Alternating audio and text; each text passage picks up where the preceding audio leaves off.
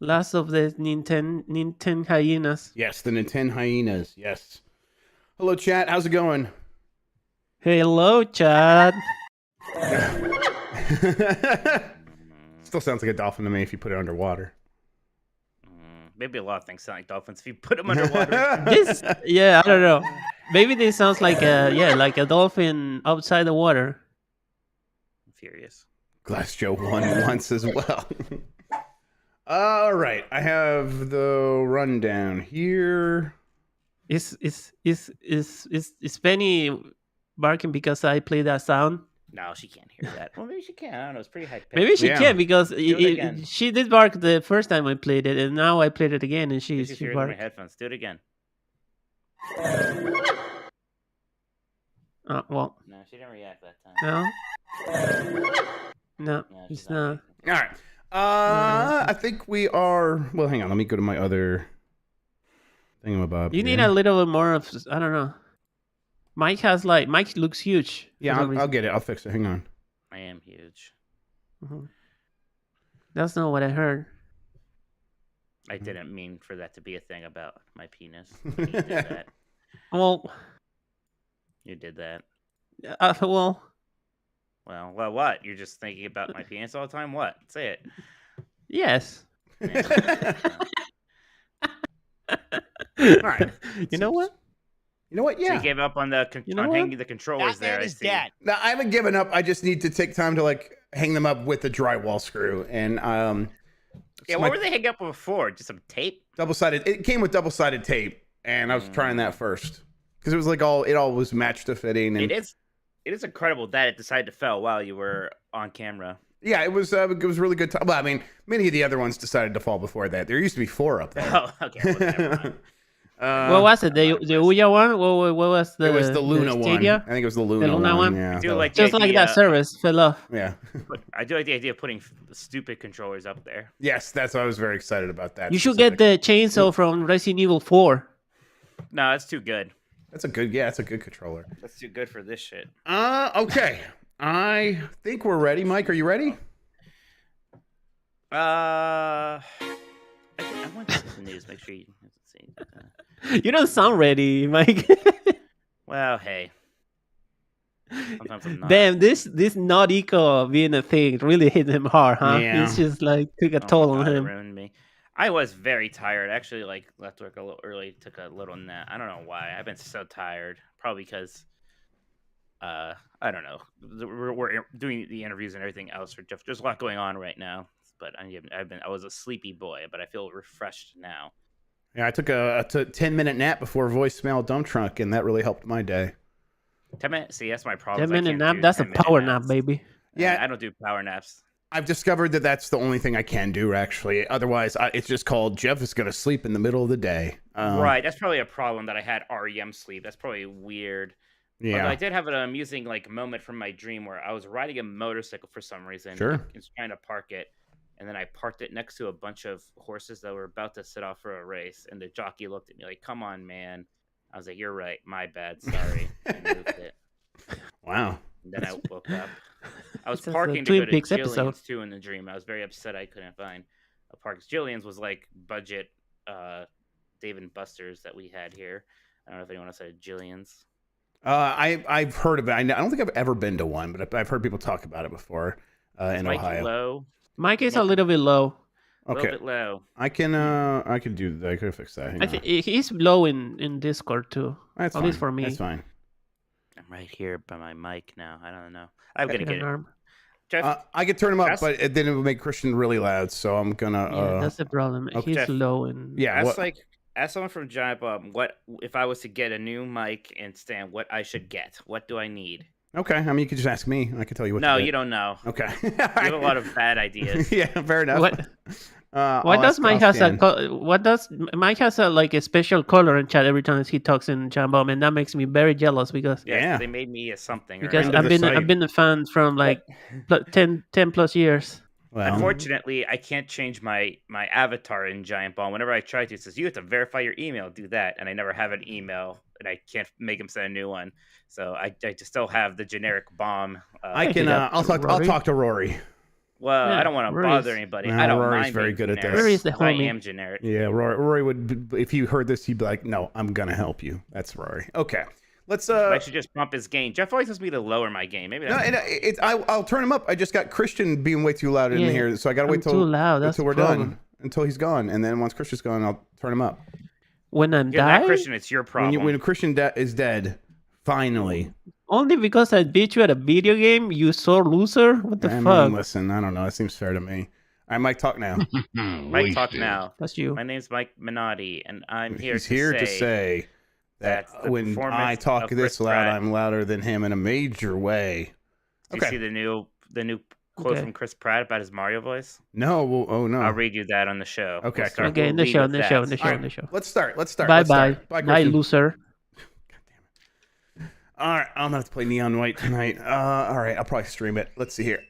All right, I'm gonna count down. I'm gonna hit the button, and we're gonna get into it. You could hear the music when I was playing it earlier, right, Mike? Yes, I can hear that. Okay, here we go. 5, 4, 3.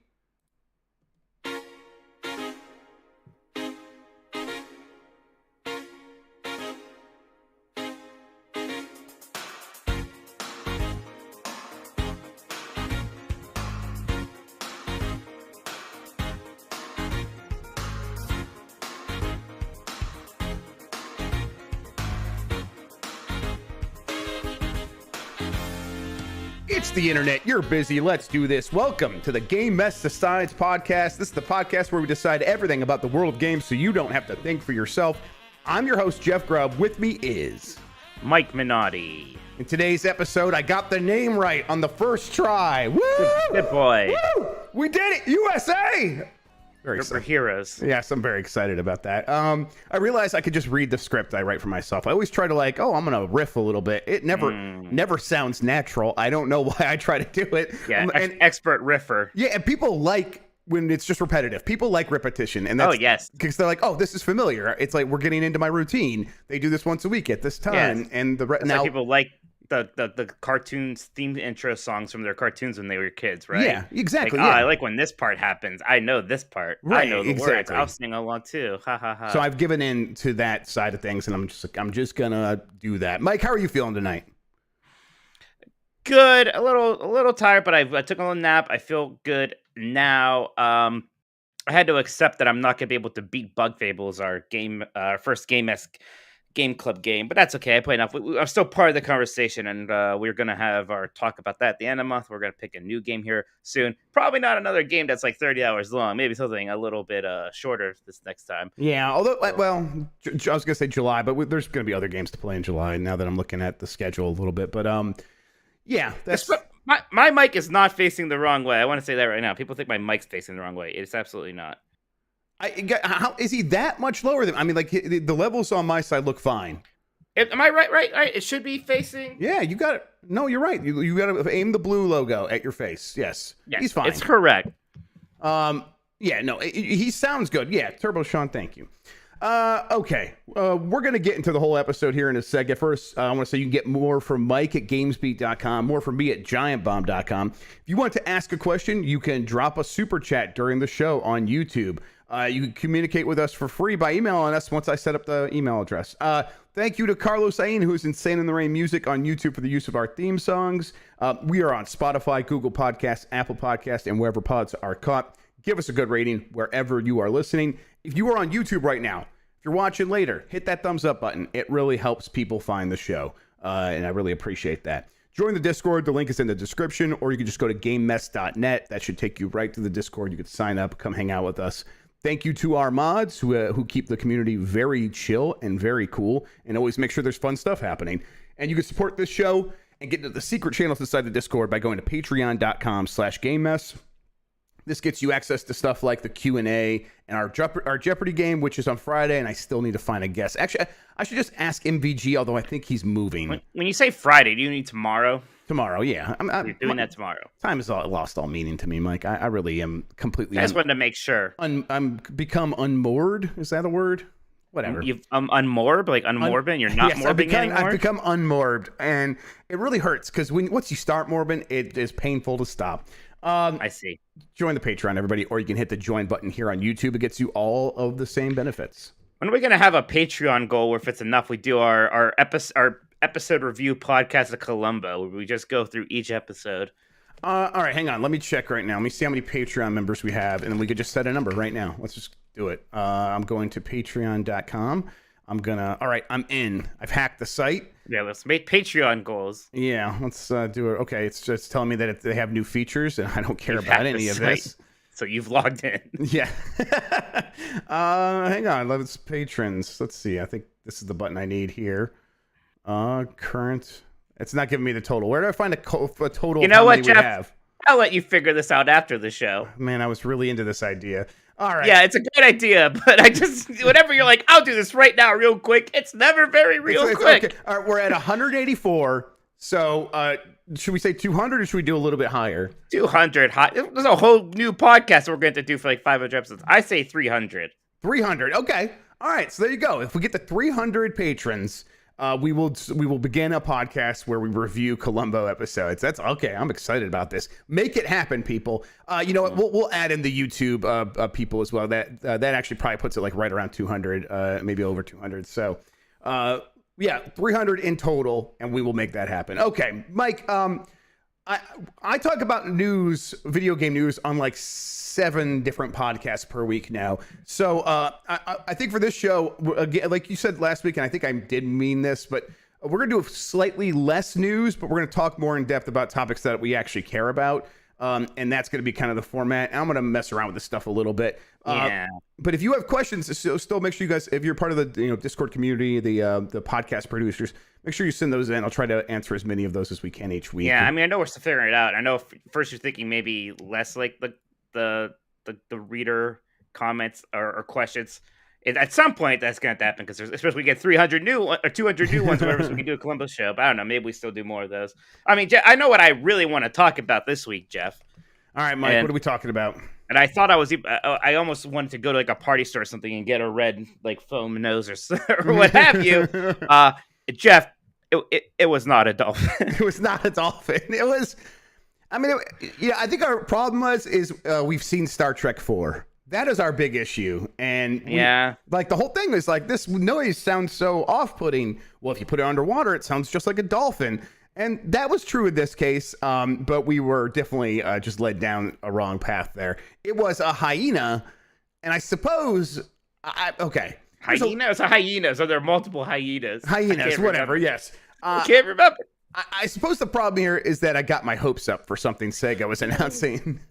Well, and my issue, well, they were teasing nothing, it turns out, because if you're teasing something, that usually means that you're teasing something that people can like have expectations for or guess. You can't have people guess a new IP. No, yeah. That's nonsense. You can't just put a hyena noise like, haha, people can figure this out. What's there to figure out? There's nothing to figure out. Right. It was also just the animal noise that they were using. The game is called Hyenas, and that was a hyena sound. It's just not a very good puzzle that they presented to us. Right. And then and they were like, oh, it's going to steal the show. It turns out they only said that, not because they even really think it was going to steal any show, but because stealing things is a part of the game. See, now I speculated about that when I was talking to Lucy James yesterday, and even then I was like, I bet that is what is happening here, but it's such also not a great clue that I'm like, it's not even worth speculating about that beyond that. I'm like, maybe that's what it is. Okay, we've said it, now what? Okay, I don't know. The game itself, though, Mike, what do you think? I'll be honest. I was so obliterated from it not being Echo the Dolphin. I had a pretty hard time focusing. But I mean, it was, it's another like stylized, character-based, team-based shooter thing. There's a lot of those, and you were kind of saying this. If everyone comes out and tells me it's good, maybe I'll check it out. But I certainly don't care. I'm still just floored, Jeff, that not only, of course, I made myself think an Echo the Dolphin game was going to be announced. I even wrote a story, Jeff. I had it ready to go. I was like, it's happening. Just no way. No, not only that, but the people at Sega are thinking so little about Echo the Dolphin that they put this thing out there that probably at least somewhat reasonably sounds like a dolphin, and nobody was like, are we leading people down the wrong path with this? Are we getting people's hopes up? No. They just don't care that they're doing that to us. They don't care. specifically. It's not that they don't care. They don't even know now. That's they don't true. even know. That's a good point. They don't know who Echo is. You think the CEO of Sega, whoever right now, the guy's making super games, you think he even knows about Echo the Dolphin and his Tides of Darkness? Or, or defending the future or any of that? Tides of Darkness or Tides of Time? Tides of Time sounds right. Tides of Time. Yeah, but I mean, they're like doing super games based on Crazy Taxi and like what Jet Set Radio. So it's like games they made in Japan, at least. Yeah, I guess so. I guess that's what it is, right? That these are games that they made in Japan, and they're actually, slightly more recent because they're like 3D games. Tides of Darkness is the subtitle for Warcraft 2. That's right. I think it was also one of the 50 Shades of Grey novels was called that as well. But nice. Yeah, I'll say that I'm not too excited about this thing, Mike. Just kind of on a base level of looking at it and assessing what they're putting out here. It's very familiar in a lot of ways that it probably wasn't like 4 years ago when they started this project, but now it's like I'm looking at it, I'm like, oh, it's like that Viking game in space. There was a Viking version of one of these a few months ago, and no one cared about that. No one cared about it when it launched. No one definitely cares about it anymore. And it's like, okay, well, now Sega is doing one of those, but in space. And what else is going to be different here? Now, maybe it's more fun. Maybe the way it works is better, but I still am not sure about that. And for the most part, I'm just like, I'll wait and see if this is going to be a success. If this was an early access game on Steam, I wouldn't be surprised. I'd be like, yeah, okay. And then maybe one day it blows up. A bunch of streamers start playing it. Maybe then I would start paying attention. But as is, it just felt like a weird thing to sort of build up in this way. And then have to try to follow that up and deal with people's expectations, which were definitely out of whack, not just ours. Yeah. Although the real fools here was us all along, absolutely. Jeff, I wouldn't normally try to humiliate Lucy in public like this, but when you were talking about Echo the Dolphin with her, she was like, who's even asking for that? So now I am going to point out also in that show when she tried to name the 4 Ninja Turtles, and she went, Donatello, Michelangelo, Leonardo, then paused. It was like, oh, Michelangelo. That's more got excited. And then your Skyrim was like, yes, that's right. And he for a second like, yes, wait, no, yeah, that's right. And then you guys just moved on. That's how short my memory is. By the time she said Michelangelo again, I was like, I don't remember for sure if she said Michelangelo. I'm like, I'm pretty sure, but I don't remember. She said it so proudly and full of confidence. But I was like, maybe he doesn't have the heart to tell her. Yeah, that's definitely part of it as well. Yeah, I wasn't positive, and then also I'm like, yeah, we have to just move on. Even now, it's like, who didn't she say? Donatello? She didn't say. Oh, Leonardo. I think she missed Raphael. Okay, actually. Raphael. Okay. Right. I think that's it. That was a good moment of the show, though. I was like, oh, it was very good. Yeah, it was very good. Your playthrough of Turtles was also good. Although I think I know what the big flaw with that game is. Yeah, I know. I saw you write this, and I agree. Go ahead for it. Yeah, the taunt super loop is way too easy to exploit, and it's too strong. Yes. And if you don't know, so like you have a super move, and super moves are great and they're really fun, and you can get them by doing a long enough uninterrupted combo. But you also just get them by taunting, and taunting just pushes a button, and then you do a move, like you do your little taunt move, and it's like 3 seconds long. So I think it's kind of long, and if you don't get hit, you get your thing.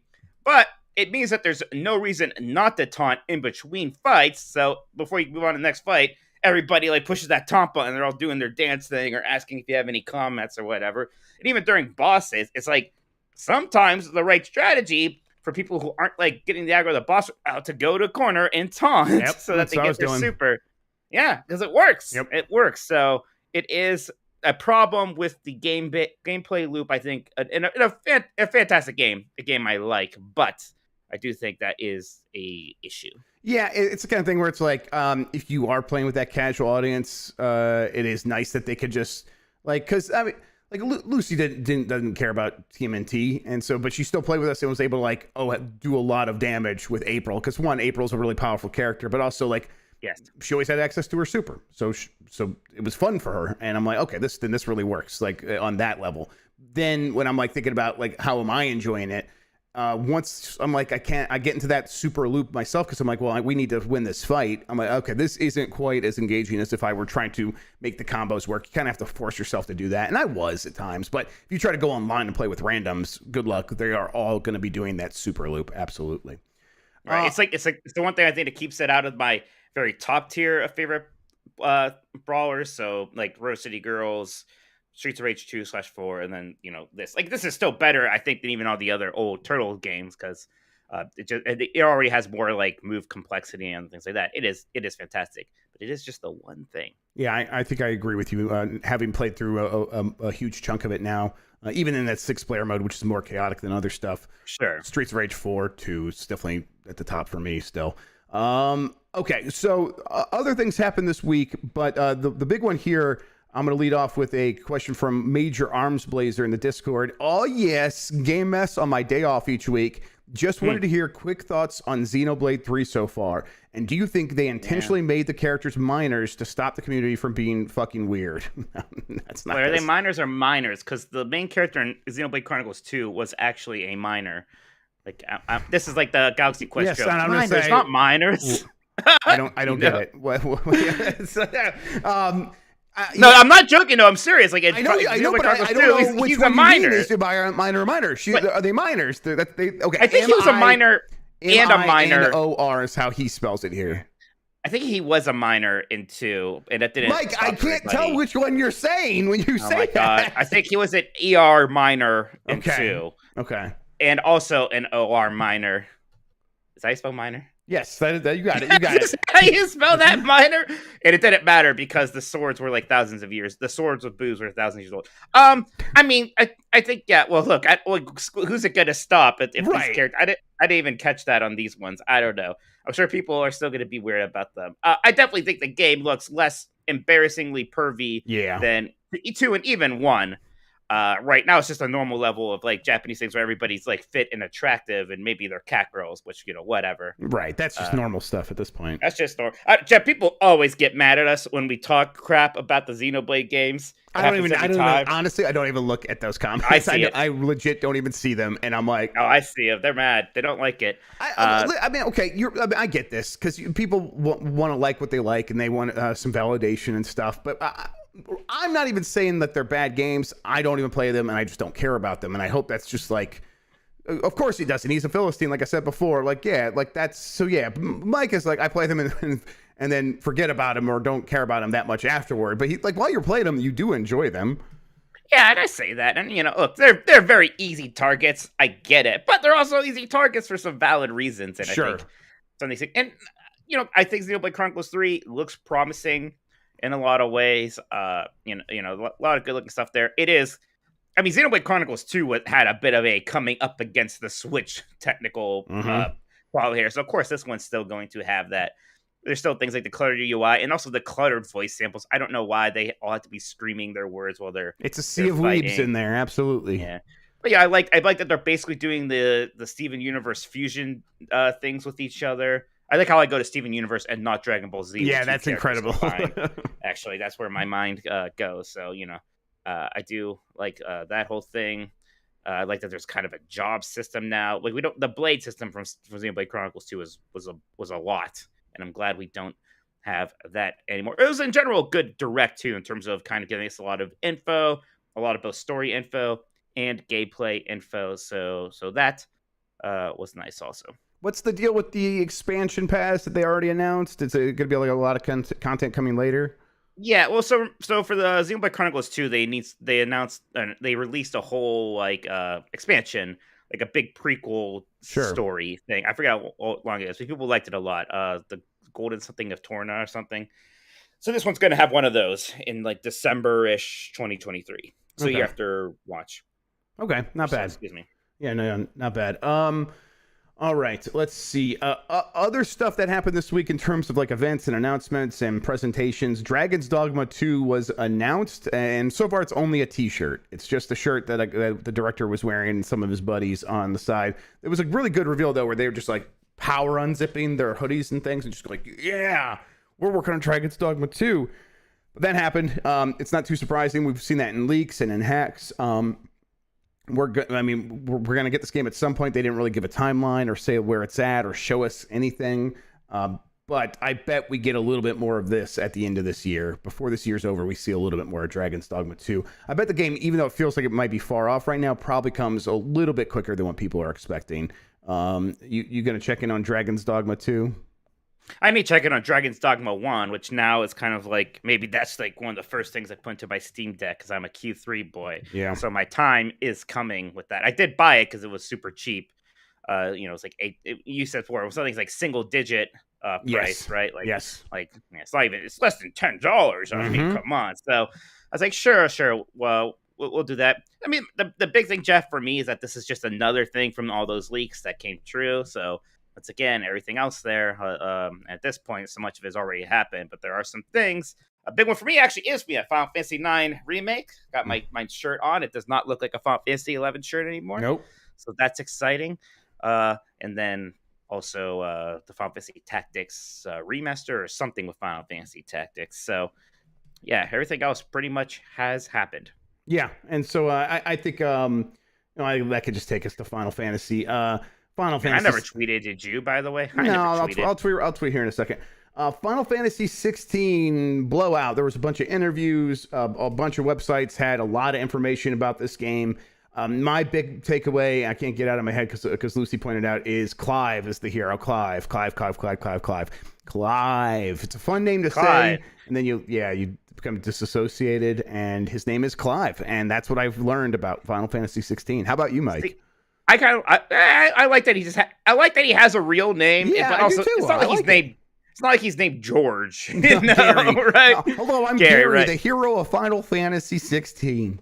So, like, what are the last few hero names? Noctis, Lightning,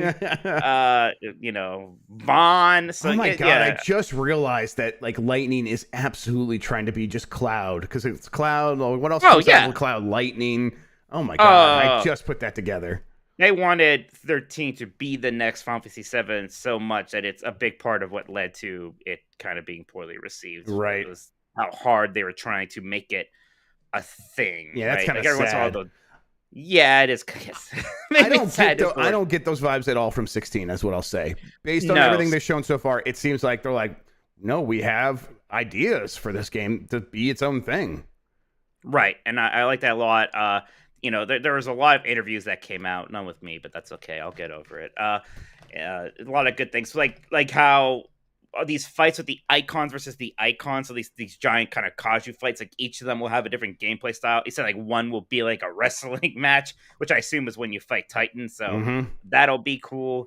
I'm really into it. I'm even happy that he said it's not going to be an open world game per se. Because as cool as that was with Final Fantasy 15, like once you're an open world game, that dictates so much of what kind of a game you are. Yep. Right. So I'm kind of glad they're doing something different with this one. You know me, this is like my most anticipated game right now. I am really excited. Yeah, I think the mature thing that Tam got in his interview was like, oh yeah, they're gonna go for mature rating so they're gonna have sex. Yeah, I mean, I think there's going to be nudity and stuff. I mean, to me, that just fits with the whole Game of Thrones thing. I still don't think there's going to be graphic. I don't think we're going to see a woman's nipple. Right, but I think we're going to see an ass. We're going to see vagina bones, and then the suggestion of the rest of it is there, but we're not going to quite see that. But I guarantee we see both female and male vagina bones. Yes. The male vagina bone. Yeah, that area, whatever. Absolutely. Yeah, the upper penis area. Yeah. I hope they just write that on the rating description. Vagina bones. Female and male vagina bones. Exactly. Yeah. You remember the original vagina bones? That was for Tokyo Mirage. Tokyo Mirage sessions. Yeah, I'll never forget. Yeah. I'll never forget that. Mike. Yeah. And it was just like 2 lines, and they just airbrushed over it in one version, and people. I mean, yes, people were not happy. Yeah, a couple people were weird about it. Yeah. But yeah, I mean, I'll say that everything they're saying about Final Fantasy 16, including this mature rating and stuff, it just sounds like they want to make a very specific thing, and every time they have to make a decision about what is best for the game, they're doing the right thing. It seems like. Normally if you said, "Oh, we're gonna be mature," it's gonna be more mature, I would be worried. Same. Because I would that makes me think of going from Prince of Persia: Sands of Time to Prince of Persia, the second one was it something of darkness. I don't know, the one that was real like edgy, Yeah. and they said swear words, and there And, were like, metal bikinis, and the Creed was playing the entire time or something. Yeah. Creed, no, it was a heavy metal band because my friend liked it, and he would not have liked it if it was Creed. Okay. So something like that, and that's still what I associate. Warrior Within, thank you, Turbo Sean. Right, but because I guess I know like Yoshida and that team, and I think he even said in one of the interviews like maybe expect something tonally like the Heaven's Ward expansion from Final Fantasy 14, which it's like mature in storytelling, and that it's like kind of political and stuff like that. Not necessarily mature because it's extreme per se. So yes, I am excited. I'm sorry, I'm trying to figure out who the band was on a Prince of Persia Warrior Within, and so far I got nothing. I'll find out. Don't worry, okay. I can do this. Yeah, Godsmack. That's it. It was Godsmack. Yes. Oh my god, that is the most Warrior Within band that it could possibly exist. Because it's I don't know why I remember this name, because again, my friend would get mad at me because he liked this game, and I was like, this is everything that's wrong with video games. So the dude Haka or something chases you, and then they play Godsmack, and it's just like my heart would break, and I'd be like, even 15, like, this is pandering and real stupid. And my one friend like, this is legitimately very cool. This is art. This is what this is why I get out of bed for. I'm not getting mad at him. Yeah, I mean, Godsmack used to use generic tattoo imagery to be extra edgy. That is absolutely my first impression of them was like, this band looks like a bad tattoo. And I always felt that way about Godsmack. We're talking about old-timey music now for all the kids listening. Old-timey music. Yeah. Jeff, I got something for you. Please. I got something for you. So there was a Variety story which included a quote from Chris Pratt about his voice for Mario in the upcoming animated movie. And he said the Mario voice is updated and unlike anything you've heard in the Mario world before. Oh, man. Okay. We should have all just shut the fuck up and let them just do whatever they wanted. Because now they're getting so in their own heads about it. It's going to be way worse than we were expecting. Like, they're probably just going to, like, let him just do the Chris Pratt voice. It's probably what was going to happen here. Like, just be Chris Pratt, but, like, I don't know, Mario. And it would have been bad. And it would have been really funny to me. But now they are just, like, every time they talk about this, the things they're saying are like, wait, what? Like, Chris Meledandri is like, well, as an Italian, I think he's allowed to do what we're doing. I'm like, what do you mean? What are you talking about? Why are you saying that? He gives the permission. Yes, as the number one Italian, I give permission. Like, okay, well, this is worrisome. And then updated and like you've never heard before. Unlike anything I mean, I guess they're just trying to say it's not going to sound like the way you make Mario sounds like, which is like what everybody does want, right? Like, people like the way Mario sounds, and that's iconic. Yeah, I don't know. It's like, in the Chip and Dale movie that just came out, like Chip and Dale just sound like those actors doing it. It just sounds like what's his face and what's his face. If they don't do the Chip and Dale voice. Sure, thing. Yeah, right, yeah. The actors who play Chip and Dale, I get it. But it's like a Chip and Dale, right? Like, whatever. That's like part of the joke here. It's not like part of the joke here. I don't know. It's kind of, man. I do just want to see that trailer, Jeff. It's going to be they could release a trailer and not have him talk. That could still happen somehow. Yes. Do you imagine or the hell? You know what will happen? The trailer is going to play. It's going to be all action. The music will play, and then it ends with him saying, "It's a me," or however he's going to say it. He'll say, "It's a me, Mario," and then the trailer will end. That's how it's going to go. I hope to God it's not something super meta where it's like Mario figures out he's a video game character. I really hope that too. Mario comes to the real or something like that. Like, the leaked, plot line that I talked about on Grubb Snacks. The one I avoided. Yes, exactly. It is not that. I'll say that much. Okay. So yes, not to spoil anything for you. I'll say it's not that. And it's not someone like a real person going into Mario, and so it's like oh, tell me about this strange world of yours, Mario. Right. I'm a human being. It's not that either. Wow, that's fantastic. I mean, that's what all the movies are. They're half of video game movies are just that. They're like Mortal Kombat. Well, here's a new character to be like, what is this strange Mortal Kombat that you perform? You know what's like that I watched, it was incredible, was the Monster Hunter movie where like the Marines, including that guy's wife from Fifth Element, like get teleported to Monster Hunter World. It's every video game movie, and so I'm like that much. I was like at least relieved. And that, again, this is not spoilers. The plot line is like it's similar to the Lego Movie, and I'm like, okay, I get why they wanted Chris Pratt then. But this whole thing, it's like it sounds like they're talking about the voice as if it's new Coke. It's like they're like, here, we've done the new Coke of Mario voices. And like, okay, you need to just chill out now. We're sorry we said shit. We're sorry. Do you think there's any chance that the trailer comes out and people react so negatively to the Chris Pratt voice that they pull a Sonic the Hedgehog movie thing? There's like a small possibility, especially because Nintendo is, so involved with this and so afraid of duplicating what happened before. But I think it would have to be a major meltdown. We don't have the dislike bar anymore, right? Like that was a big thing with Sonic. Was You're like right. apparently like this had to be like, this looks really bad because people go look at trailers, YouTube, and the first thing that they see is that the vast majority of people don't like the trailer. So I think people can delude themselves more really now. bad though. That's Sonic. Oh, it was incredible. Yeah, it was hilarious. The few people who were like, "Oh, we should be able to dictate the vision." I'm like, no, this is awful. We need to do something in this case in particular. We need to make an exception to any rules. I understand the spirit of what you're saying, but we need to look at what's happening here. We need to do what's best for everybody, and that means getting mad about Sonic. And we were right to. I hope we get a trailer soon. At this point, I just need to hear the voice. I just need to hear it. They need to stop talking about the voice and just give it to us, please. Yeah. All right. That's enough about the Chris Pratt voice. All right. Let's see. I am going to get back to this rundown. All right. So we talked about Clive. I'll say that Square Enix is somehow still talking about NFT games, Mike. Somehow, so many of these other major video game companies that have successful games, like let's say you have a game that's successful, let's call it Final Fantasy 14. Wouldn't you just like say, what can we do that's more like that?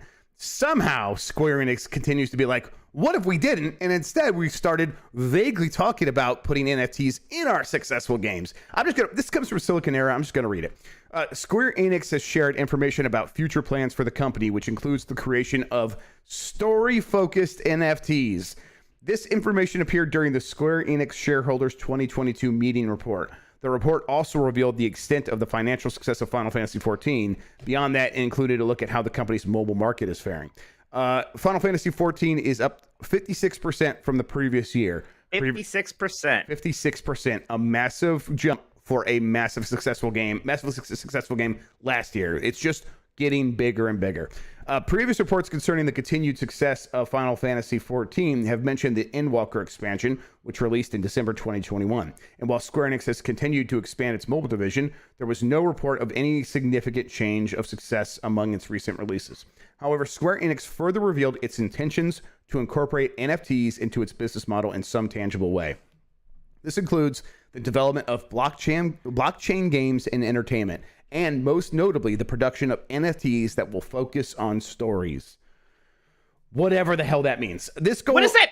I don't know. I'm going to keep reading to see if they have any way of explaining this. This goal is included in Square Enix's medium-term strategy on the topic of turning Dragon Quest and Final Fantasy into blockchain games. Square Enix president Yosuke Matsuda said this: "It's still a bit too early to consider making Dragon Quest and Final Fantasy blockchain games, and we're not at that stage of thinking about that yet." So they admit that, well, we can't do this to important game franchise. Yeah, at least not yet. Oh my god. Let's see. In January 2022, Matsuda discussed interest in the metaverse and other blockchain technology. In a statement, he expressed interest in the play-to-earn model. However, outside of the creation of NFTs for Million Arthur, the company has yet to, I don't know what that is, has yet to commit to the development and release of NFTs in association with more mainstream titles. Other companies have learned to just stop talking about this. Right. I mean, Ubisoft created that whole Quartz thing, right? Like they're the other one that had a big initiative. Yes. They had a big initiative. Million Arthur is a Japanese media franchise created by Square Enix, consisting primarily of a series of video games. This sounds like the modern day Fire Emblem, some sort of video game series that we just don't know about here. What the hell is this? I think it's mostly a mobile thing also. Sure, yeah. There was a PlayStation VR release. Okay, they've had some console games. Weird. But whatever. Also a TV show. Christian probably knows about it. Yeah.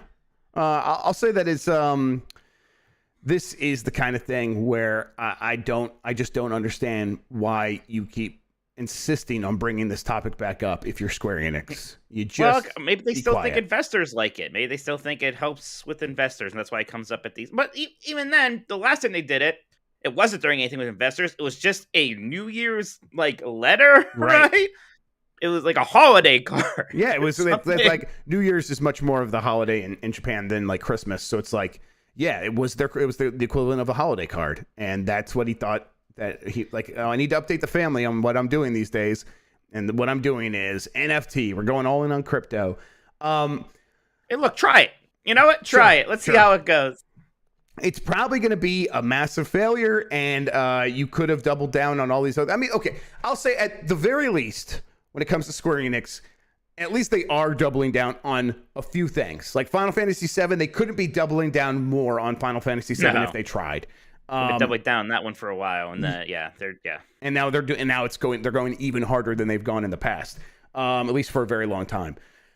And Dragon Quest has gotten a lot of attention in terms of from like Square Enix making sure that they keep up with that franchise and putting out new ones, and it has its MMO in Japan, and it's continually getting new sequels and new ones. But even then, soon. Like, why did that? Considering how popular Final Fantasy 14 is here, how was there never any effort to bring Dragon Quest 10 over here? Right, and if I were in charge, that would be my first move instead of NFTs.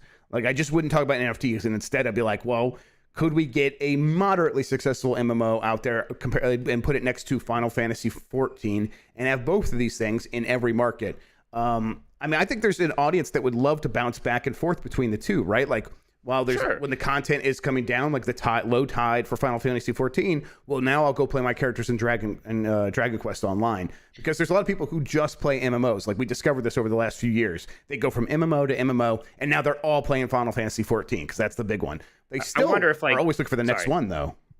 I wonder if like Dragon Quest 13 will be an MMO again, kind of like how there's Final Fantasy 11 and then 14. Yeah. Maybe if they do that, maybe this time they'll be like, we have to make sure this comes out in America this time. I don't know. Yeah, maybe.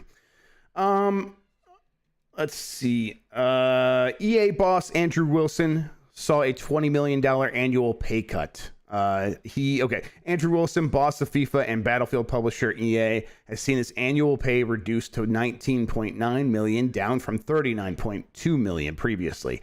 The roughly $20 million pay cut was signaled at last summer when EA acknowledged stockholder feedback from a non-binding but decisive say on pay vote.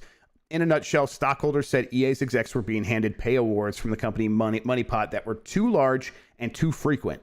In response, EA said it would make substantial changes to the pay of executives, and now here it is. There's been a lot of talk about how CEOs for gaming publishers have been getting paid way too much, and this is like a long-term trend, and it's in every industry, and it like really kind of goes back to like people like Lee Iacocca from Ford and stuff about how like, oh, the CEO is the person who creates all the value at a company, and they would put out books and go do interviews, and I remember my parents talking about Lee Iacocca when I was a kid, and since then like CEO pay has shot up higher and higher and higher, and these CEOs have been taking advantage of that for a very long time. It does sound like that magic spell has just finally begun to break. And people like Andrew Wilson are going to have to take a cut. Now, he's still getting $19.9 million per year. Yeah, he's going to be fine. Yes. That's still several times what like a really high-paid employee who actually creates the games is getting paid. Yes. But also, I think it is like the right message for, hey, I mean, what value are you creating, Andrew Wilson? So as far as I could tell, like from the outside, people like him and people like Bobby Kotick, their biggest job is saying no to things. Like, no, we're not going to make that. No, we're not going to have. Which can be an important job, I guess, sometimes. Yeah, absolutely. But it's like, I think the people who should be maybe more highly valued, or at least more highly valued than they are the people who like can say yes and then execute on things. And EA and Activision are making fewer games than ever and taking fewer risks than ever, and kind of falling down ruts with their games that were successful once, and we get stuff like Battlefield that it feels tapped out, and Call of Duty that was feeling tapped out there for a little bit. And so I'm not surprised that the like the roosters are the things are coming home to roost. Does that have anything to do with roosters when people say coming home to roost? The roosters are coming to roost, something like that. I don't think they add the coming home. Yeah. I wonder if this is another reason why Kodak's kind of getting out. He sees his ridiculous salary going away anyways at some point. May as well sell now. So he was reelected to the board for another year by ABK shareholders this week. And at the same time, those shareholders were like, and we also want you to release the harassment part that you said you would release. I think that you're right in terms of like, well, things seem like they are okay for Bobby Kotick at the moment. I don't think that things are ever going to like be better for him. Like he is kind of like in a holding pattern. And I totally think that he sees the writing on the wall where his big paydays are always going to be up for question each year. And alongside that, it's going to be harder and harder to grow while they are so afraid of risk and hiring talent is so difficult. Like it's going to be a major job to overhaul Activision and EA for a future where making games is going to be a little bit different than it has been for the last 10 years. So I think, Bobby Kotick's like, we should be selling because we all need to like me and the rest of the board need to get paid and get out and go be the CEO or be on a board of some other company somewhere. So I think you're right about that. I guess that begs the question then, is EA going to be looking for something similar while they try to figure out like, they have plans for Battlefield. They have Vince Zampella like trying to oversee that stuff and change things. Does like having a pathway forward mean that EA is less likely to sell, you think? I don't know. I think they're still listening to all opportunities. And if one comes and makes a decent amount of sense, even, I think it's going to happen. But, we'll have to see. It almost feels like we are already on the other side of the giant acquisition bubble in some ways, Jeff. Maybe that's just because it's been like a few months since the last one as opposed to just a month, which was what it was feeling like for a bit there. So that could change at any point. Maybe it's just also the way, the economy is going right now too. But I don't know. It definitely still feels like an EA merger or something can happen at any point. Because like I said, like what is their future? Is it just keep trying with Battlefield and hope for the best? Mm-hmm. And like kind of wait around for like Apex Legends to run its course and then hope Respawn has something to reload that with or find a way to like keep rejuvenating Apex Legends over and over again for years. And that's like seems to be the plan. That is going to work for a while, but but relying on Respawn is not going to last forever. Like eventually, it is one studio. It's great that they give you Apex and that they can do something like a Star Wars game every once in a while, but that's not going to be enough. Mike, I had a couple other topics I wanted to bring to you, but I got one, how we're feeling about the first half of the year in terms of game of the year and release schedule cadence. Let's talk about that next week. And instead, let's go with how are we feeling about the rest of the year in terms of games to look forward to. This tweet comes from, I think Benji Sales is the one who posted this. I just copied the text, but thank you, Benji. If nothing gets delayed in October, like from October, it is going to be a packed month with game releases.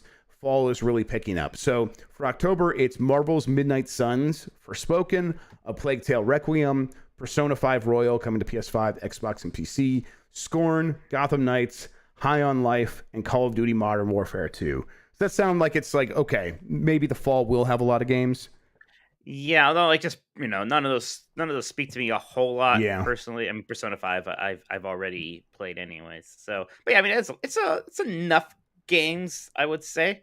Yeah, I'm almost expecting like maybe there'll be a surprise, sort of like what Neon White has been for me, where it came out of. Sure. I was aware of the game, but still my enjoyment for it like is came out of nowhere for me. So it's like I'm like expecting like maybe that will be what carries me through the rest of the year, because like most of these games aren't super speaking to me. I mean, I'll play a few of them for sure. High on Life, I'm like, that's not clicking with me, but I'll try Call of Duty Modern Warfare 2. I'm ready for another Call of Duty. And Gotham Knights, who knows? Maybe that'll be fun. Who does know with Gotham Knights, right? No, it doesn't seem like anyone knows. My most anticipated game for probably the rest of this year now is Splatoon 3. Oh, well, Monkey Island, but that doesn't have a release date yet. So whenever Return to Monkey Island gets a release date, that'll probably be it. So, yeah. Yeah. Beyond this, though, it's like how are you feeling about the rest of the year? Is there just some because I think Nintendo has announced a lot of games, but we don't know the date for Bayonetta and things like that. So just how are you feeling? I'm feeling okay, Jeff, I think. I mean, I never worry too much about the stuff because I play so many older games and I have this giant glut that getting new games is always nice and it's always exciting. But you know what was it this month or the last month where there wasn't much in terms of new releases? I still had things to play every possible moment. So it doesn't bother me if there isn't. Like I said, a lot of those happen to not really speak to me, but there are other things. The Callisto Protocol is supposed to be December, and I'm actually kind of looking forward to that. That game was looking really good. So yeah, I think there's definitely going to be some bakers. I will say, I don't think we're going to get another game that's going to hit the same way Elden Ring did. And not to kind of give away that topic for next week, but the way Elden Ring did in terms of being very good is something I liked and being this kind of big zeitgeist moment. The other thing I wanted to talk to you about is how are you feeling about subscription services now that PS Plus has sort of had its revamp and now we have Nintendo Switch Online, PlayStation Plus, and its various tiers, and Game Pass. Now, I know we get a lot of games for work, but still, like, just in terms of taking the temperature on how you feel about these, what do you think? It's interesting. So they actually gave me a free trial. Yeah, same. I haven't even looked into it. They gave me press access. Yeah. And I messed around with it a little bit. The one thing I actually did was I streamed Split Second, the PlayStation 3 racing game. Which actually the input lag wasn't the lag or whatever was actually not a problem. It's what the weird thing with PlayStation 3 games is now I'm like, is it supposed to look like this? Is this what it looks like on a PlayStation? Because it's a PlayStation 3, right? So it's hard to tell anymore. Because I was spoiled a lot of times on Xbox because I play an Xbox 360 game. A lot of them have been given those frame rate boosts and these other things. And they look way better than they did. Stuff like that. So, maybe that's a problem. Maybe I should expect something like that from them. Their service is weird because it's not like there's a PlayStation 1 section. It's just classic games. And so it kind of looks like this big selection. You're kind of going through it to find, say, Ape Escape 1. And then you're like, oh, well, if they have that, they must have Ridge Racer. And no, they don't. So it's okay. I think if I was to get rid of a service of those three, it'd probably be the PlayStation 1 right now. Because even though the Nintendo one isn't great, in some ways, I do like those libraries of the old games that they give, and I like how they each are kind of their own app. And those apps themselves are pretty good. For example, then Game Pass is that's pretty good stuff, right? And the thing with PlayStation Plus for us at least, it's like a lot of the newer games, which is probably going to be the more appealing stuff I think for most subscribers. And while a lot of people will get enjoyment from the classic games, I think very few people are going to be subscribing for the one PSP game and the handful of PlayStation 1 games and stuff like that. Most people are like, oh, this is an easy way to get access to a bunch of PS4 games that I might have skipped because I didn't have money at the time. But all those games I was already paying for and playing. That's part. Yeah, I think that's just part of I think a personal thing that is probably where the best actual value is. And I got all the big PlayStation 4 games when they came out, right? So there's like they put out a lot of games and they are like full price when they come out, but it's not so many that it's impossible to keep up, at least with the ones that I definitely want to play. Like I didn't buy Gran Turismo 7, and when that comes to the service, maybe I'll check it out, but for the most part I didn't buy it because I'm like, I'm not huge into Gran Turismo. But like I think not everyone is that way. Some people are like, I would like to check that out, but I'm going to wait for a sale, and then maybe they do forget about it, and this is a good way to be like, oh, now I have easy access to it, and there it is. So that will be a benefit to a lot of people. But yeah, I think overall, I'm kind of just waiting for that classic game selection on PlayStation Plus to really pick up. It doesn't even have to be a huge amount of games added. It just needs to be a decent number of games added every month or so. And if they do that, I'll be like, okay, this is pretty exciting. Every once in a while, there will be a Ridge Racer dropped into there. There'll be a handful of other things. So there's a whole bunch of Ridge Racers they can put into there. I do want to see what the drops look like, right? When we're adding more, like how many, how frequently. That's kind of the big question, right? And it's like, if they figure out the rights with like some of the stuff that was in those older ones, there could be a month where it's like, okay, and now all of the Metal Gear Solids are back in here, and here now you can play them. You can play Metal Gear Solid 4 again. And it's like, oh, okay, this is a big exciting thing that'll get a lot of people trying those games again. That'll be cool. Yeah, that'll be a big deal. But again, like Metal Gear Solid 4, like I kind of don't just want the PlayStation 3 version of that anymore. I'm kind of expecting it to look a little better now. I want that game at 60 frames per second now. Yep, absolutely. Mike, that does it for our big topics of the week. There's a few other things that we'll talk about from the people asking questions from the Discord, but we did get some super chats. Do you want to read some of those right now? Yes, Ariel Delgado said, "What if the Sega Super game is a hybrid of Jet Set Radio and Crazy Taxi, where both take place in an online environment?"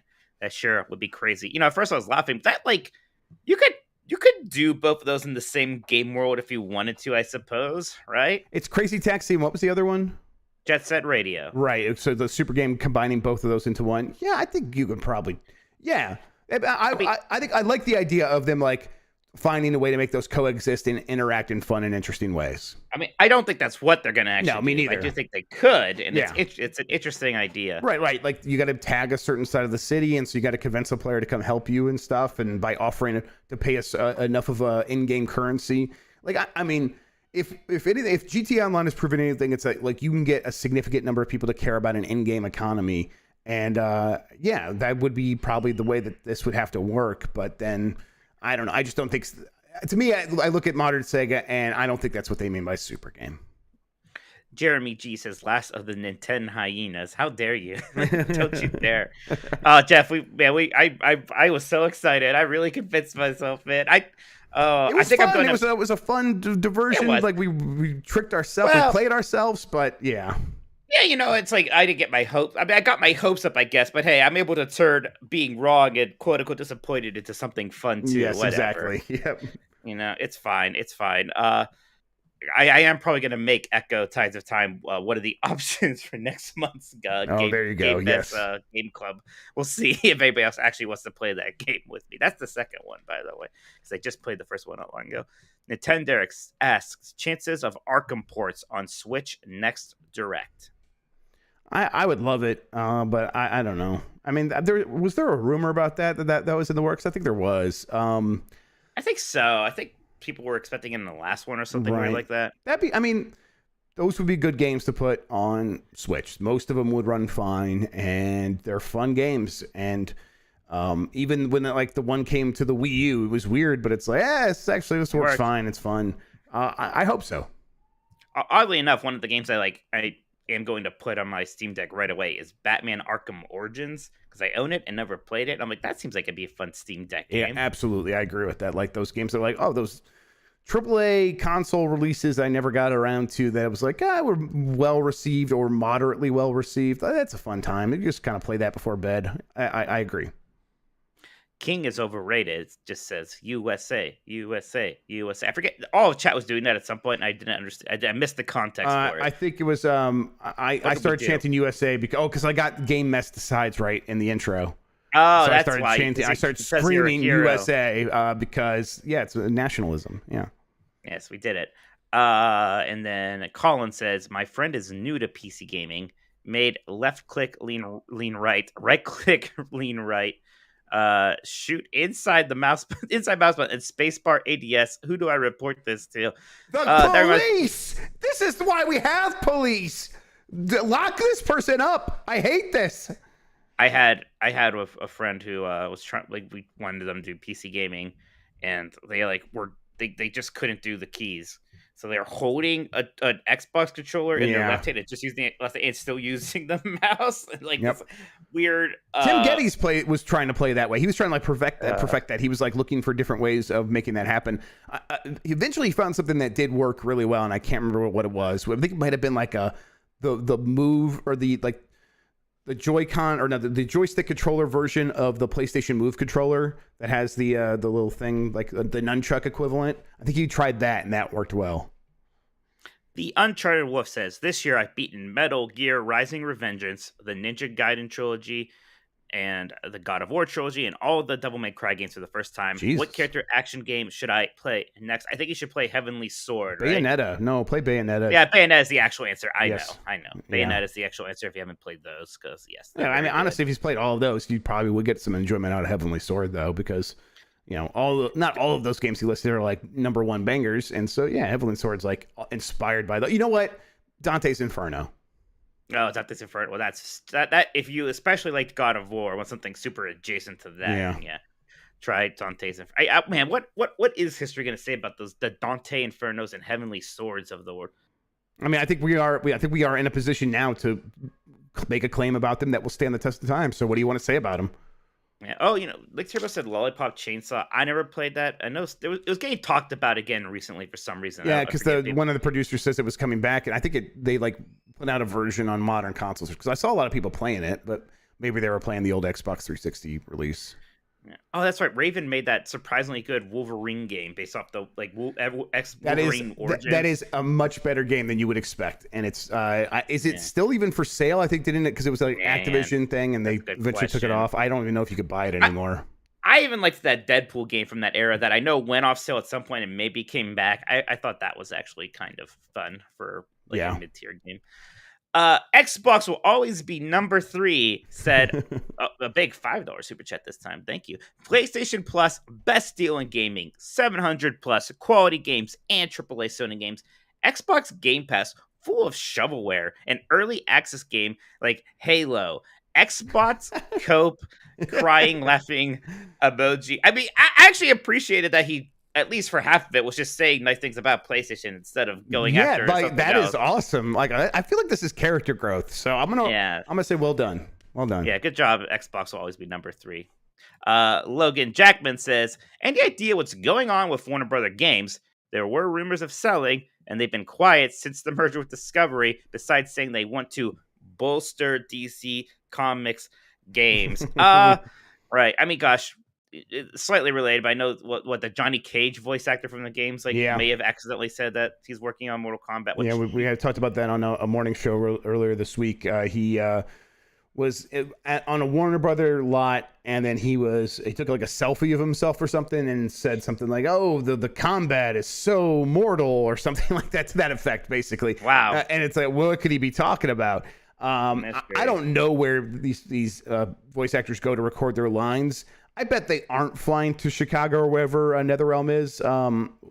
They probably do it in LA, but I guess I suppose there's a possibility he is doing like an animated movie voice acting role or something like that. Who knows? There's a lot of Mortal Kombat things that could be happening. But I don't know, Jeff. Like, what's going on with Warner Brothers games? Is there any more talk there about them being moved somewhere? Or I think there's being disbanded. Or I think there's ongoing conversations about them ending up being sold.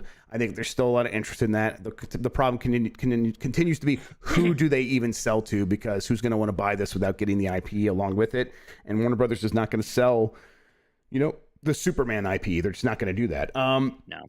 So, but I'll say that the people working on these games are also still unsure of their future. And that continues to be their problem, which is why, I said a long time ago, I think NetherRealm is prioritizing Mortal Kombat 12 instead of Injustice 3.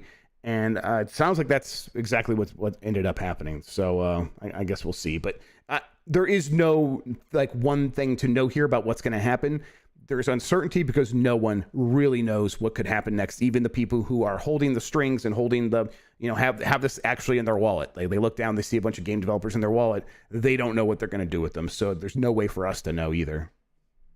Georgie says, update on 1 versus 100. Fable, Avowed. Is Xbox team going to be with another Japanese developer? I think that 1 versus 100 either is coming later this year, or maybe it could have gotten slightly derailed because one of the people that was in charge of that team left for being for having some sort of sexual misconduct claims against them. I actually don't know the specifics, so I'll avoid trying to paint that picture. But I do know that he left and he was in charge of that team, and that was the alt space VR team, by the way. And so I don't know, but I'm hopeful that 1 versus 100 still goes and happens. Xbox has always been very close to that project, even though Alt Space VR team was outside of Xbox. So I'm hopeful it still happens and comes through. As far as Avowed, I think if they were to show something, it would still be very, very, very early. And I think that game still has a ways to go. That seems like one of those ones that was never, ever going to make 2023. And then another I think there's a chance they work with another Japanese developer, but I think they're gonna let this Kojima news sink in, and I think a lot of other Japanese developers might be like, if Kojima's doing this, maybe we can go have a conversation with Microsoft as well. I think that was always the point. Would you jump off a bridge if Kojima did it? Yes, absolutely. Absolutely, it's Kojima. So I think that's exactly what they're hoping for, and that was what I reported originally with the story from the very beginning. This story was never hey, do you want to know what deal they're going to announce at one point in the future? It was, why is Microsoft doing this? And it's because they wanted to bolster their relationship with developers in Japan. And so I think they will try to follow that up with something else, but I don't know what it could be. And they're probably waiting to see if someone comes to them now. You know, Malcurles, like Mal Mix of Hercules just said in chat, how can a game 2 years in development be super early? There has been a reset on Avowed of some kind at some point. That's what it sounds like. I don't think it's as bad as Everwild. I know that was like that was a big reset. That was the term being thrown, and it's not that. Everwild is just like no one. They never knew what it was, and like they still know what they want Avowed to be when it launches. It just I think it needed, so like some parts of it needed to be reset, and they needed to reset the scope and stuff like that. I think that's what's happening with Avowed. But I mean, like, I'm not at the same time, like, I know that could sound so worrisome and that there's all these problems. I'm not that worried about that game. I think that the development team is just going to need a little bit extra time, just like so many games have needed. It's pretty normal stuff in the grand scheme of things. Last one here for now from Kyle Martin says, Mike, you must have forgotten Echo is coming back ... on the Amico and television. This gave me a heart attack, Jeff. I was like, did they actually announce a new Echo? No, it's just some generic Dolphin game, right? Right, but like I forgot about that in the Amico E3 2021 presentation, Tommy Tallarico announced that the original Echo the Dolphin team was making a new game for the Amico television, or television Amico, called Dolphin Quest, which is just a really funny name for we don't have the Echo the Dolphin. Echo Dolphin Quest, like the most that sounds like a game we'll probably never see. I mean, obviously we'll never see it on the Amico, but I don't think we'll ever see it anyways. Like whatever work they did on that weird Earthworm Jim 4 thing, maybe, or 3 or whatever. I guess 4. There was an Earthworm Jim 3D. Like maybe that actually comes out on something else someday. I don't know if Dolphin Quest is super real, Jeff. Yes, I'm skeptical. I'm skeptical of all of those games except for Cornhole. Cornhole will come out. PlayStation is better. Ooh. So this is a completely different person from Xbox. Sure. Will always be number 3. Money spends the same, but sure. Yeah, it says clown face emoji. You said you weren't sure of Kojima. Henderson bodied you. Where are the Xbox games? You said they were coming. Cloud face emoji. You lied. Hellblade 2, Banjo-Kazooie, Cloud emoji. Scrub. You never were on board the Banjo-Kazooie train, for one thing. You were just reporting that people were talking about it, and you were always sure about Kojima. You weren't sure when it was going to show up. Yes, exactly. It was literally a year, like almost to the day before they announced it, is when I put that story up, and I'm just like, this is happening. Oh, I mean, I said the conversation was happening, and then later said they signed a letter of intent, and the deal's going to close soon, and we'll hear about it at some point in the future, and that was where I left it. But all that stuff I knew was true. Yeah. Xbox Killer, this is one of your weakest attempts. I have to say, we're being nice about the last one, but this one, come on, this one's just full of things that are wrong. I mean, they always are. This thank you for the money. Yeah, thank you for the money. You criticized him for a whole year about how there was the Kojima thing definitely wasn't happening, and now you're lying and saying he wasn't sure about it, and that was his problem. That he wasn't confident enough in himself. All right, that's it for Super Chats for now. If you guys want to send any more, and we will read those before the show ends. Jeff, what are we doing next? I've got a few questions here from the Discord community, and I thought I would read them. First of all, I've noticed that they named in Discord there's a calendar, and they can like set like what is happening. They said, we will not tolerate the use of the term the mod hole, which I believe they're rebelling. Threatened to banish them to frequently. And then yes, don't pre-order games, who I think just changed his name. I think as Revan says, which mod is your favorite? Oh, I love all my children equally, of course. But Mike has a favorite. Which one? No. That's mean. You can pick favorites. I can't even make a joke. That's mean. People will feel bad. I don't want people feeling bad, Jeff.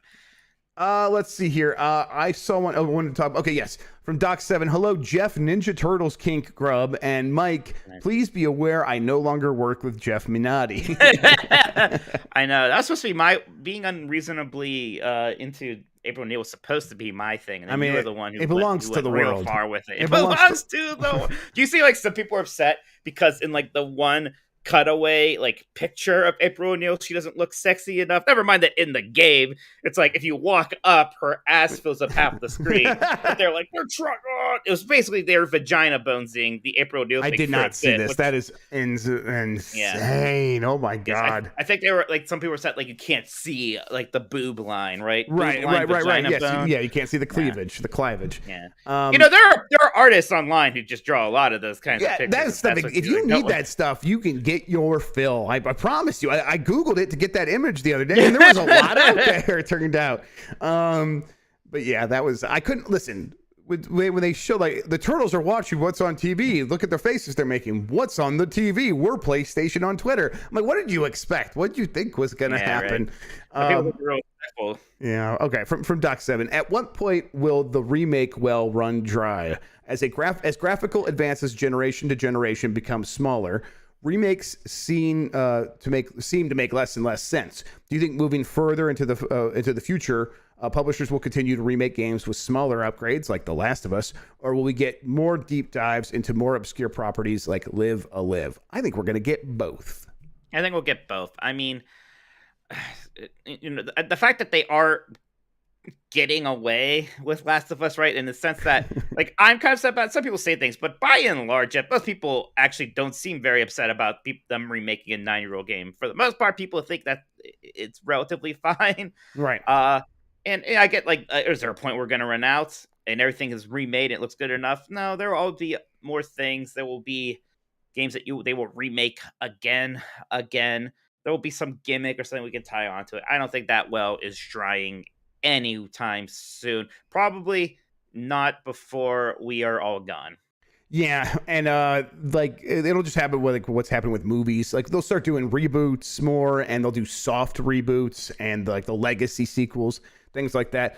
They'll find ways to keep this sort of, we are taking the old stuff and making. I mean, that's what's happening with Dead Space, right? Dead Space. So like we want to make more Dead Space games. Now, well, the last one kind of put it into the universe in a situation where we can't have more. Well, like let's just remake it and start it over, and we're gonna make a Dead Space 1, and then we'll do a 2 and 3, and then we'll do a 4. Right. So remake means so many things anyway too. Like you can pick your poison with them. And in so many instances, developers and these teams, they know they have a better chance of getting a game greenlit if it's like something that can play on nostalgia, something that people have bought before. Well, there's a better chance they'll buy it again. So it's stuff that will get greenlit easier.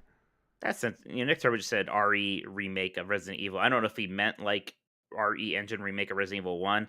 I bet that might even happen before Coverankina, because for a while I was like, well, they already remade Resident Evil. Yeah, they remade it for the game 20 years ago, right? Yeah. Longer than 12 years ago. 20, yeah, I think I said 20 is what I meant to say. Yeah. So like again, there'll be plenty of those. All right, let's see. From Velocity Prime, dear boy Hyos, it's summer, and while we all know your favorite indoor activity is video games, I wonder, what is your favorite outdoor activity? Hiking, swimming, rafting. Mike, what's your favorite? I like swimming. I do like to go swimming. There's a Poland swim club here that my brother's actually in. We will go there and play with the kids. My dad used to have a pool until he moved. We used to like doing that quite a lot, which was fine with the kids. The kids tried to murder me. They literally, like, in the pool last time, like 5 of them were just literally climbing all over me and screaming and trying to drown me. Yep. And it was like kind of funny but kind of scary. But it was fun. Like, well, they seem to be enjoying it, so I feel bad, be like, stop trying to kill me. Like, please like me, I know. So. But kids love the idea of killing people, is what I've discovered with it. They're like, I'm gonna kill you. I'm like, oh my god, this power. You learn this. Do this. Yeah. Right, exactly. So, all the video games I play, apparently, but yeah, like they're catching on. But yeah, so I like swimming, and I like going to baseball games. I like going to baseball games also. Yeah, I like hiking. I do like swimming as well, but I like hiking. I like just walking forward. That's a good activity that I enjoy, and we did a lot of that in like the mountains in Colorado, and now I'm like, we're starting to explore our area a little bit. I'm like going to look around here for some good hiking trails, but there's also a minor league baseball team stadium right next to me. I'm like, once their games start like later this month, or they have more home games, I'm going to be checking those out pretty frequently. What's the team? Is it an Guardians farm team? It's the Crushers. So I don't. Yeah, I can't. I think the Crushers were in MLB The Show. That sounds very familiar. Yes. Yeah, I think they're a pretty significant minor league team. But yeah, it's a nice like stadium. It's it's small, but it's nice. All right, let's see here. This one has to do with a game that we're going to talk about here at the end of this show. Are you going to talk about Diablo Immortal, or did you already talk about that before? No, I didn't. I mean, not today. I haven't talked about it today. All right, well, then, you know what? Here, there's a question then, real quick. We'll just kind of bring that up. Okay, Vision 49. Happy Friday Eve. Since Diablo Immortal has generated a metric ton of negative press and engagement, do you think this will impact other Blizzard titles? I think everyone will ultimately play and enjoy Diablo 4, barring any absurd monetization, even on the cosmetic end.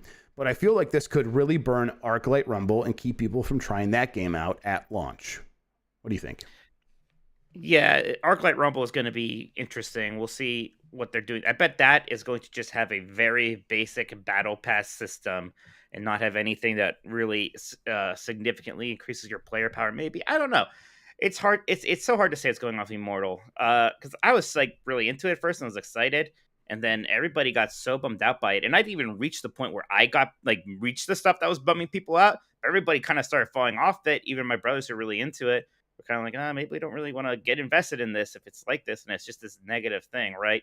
So I do wonder how, because I wonder if Immortal is actually doing bad. Like, it seems like it. Is it actually just making a lot of money anyways and they don't care? There's so many questions there. I will say, at most, I bet that Diablo 4 is definitely not going to look like it monetization-wise. Right, yes. That one, they'll be smart enough, maybe not, to be like, no, just cosmetics for this. But yeah, Arclight, that's interesting. I wonder what that's going to look like. Yeah, they sort of already learned that lesson, right, with Diablo 3, so... Right, but they did have to learn it once anyways, and then we're kind of here. Now, this is a little different. You're not directly buying items, but yeah. Diablo Immortal is the number 8 top grossing game on the Google Play Store right now, behind Raid Shadow Legends at number 7. Roblox is number 4, and Pokemon Go is number 3. What do you think is number 1, Mike? Fortnite? Candy Crush Saga, as it has been for the last literally 10 years. 10 years of being the number 1 grossing game. I mean, this is kind of like why my site has almost kind of stopped covering mobile gaming nearly as much, Jeff. It's not stagnant. Much to say. It's stagnant. It's incredibly stagnant. Been stagnant for 5 years already. I remember Candy Crush Saga being I'm like, why are we nothing changes on this top grossing page? Sometimes some other stuff bubbles up, and then the week later, Candy Crush Saga is number 1 again. It's wild. Right. It's almost like people are like, if I'm going to play something on my phone, it's not going to be anything significant. I don't necessarily need a ton of new games. Mm-hmm. I just need to have my Candy Crush or my Clash Royale or whatever it is. Holy fuck. Number 5 is actually almost just kind of makes me mad. I can't believe that it worked. They keep getting away with it.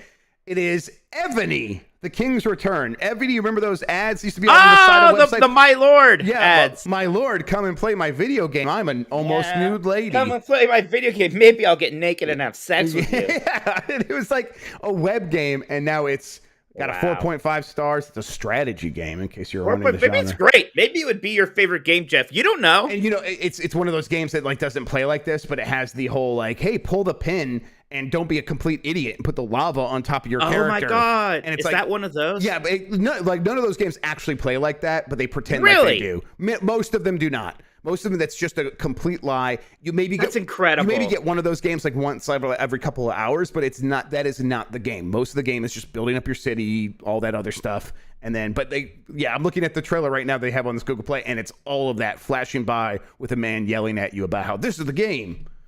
Yeah. All right. That's incredible. All right. I am clicking away from that, and I got more questions here. From Haas, Payo Boys, after the incredible Echo sound investigation on Nintendogs, I suggest you now produce 2 versions of every podcast, one 50% quicker for when we are absolutely sick of you guys, and one 50% slower when we can't get enough. Much love. That's right. That's fair. The underwater, the Star Trek 4 Voyage Home edition. Mr. Bowler says, hey, Beef and Cheddar Dolphins. Sony recently announced they won't be attending Gamescom this year, nor presenting anything at the related shows, joining other companies like Nintendo. Do you think that in-person events with large game publishers and developers attending are becoming a thing of the past? What do you think? To the extent that they used to be, probably. It's so hard to say, Jeff, because we're still not on the other end of the pandemic yet. A lot of people got sick from the game Summer Game Fest, I almost said Game Mess play days things that I was at, right?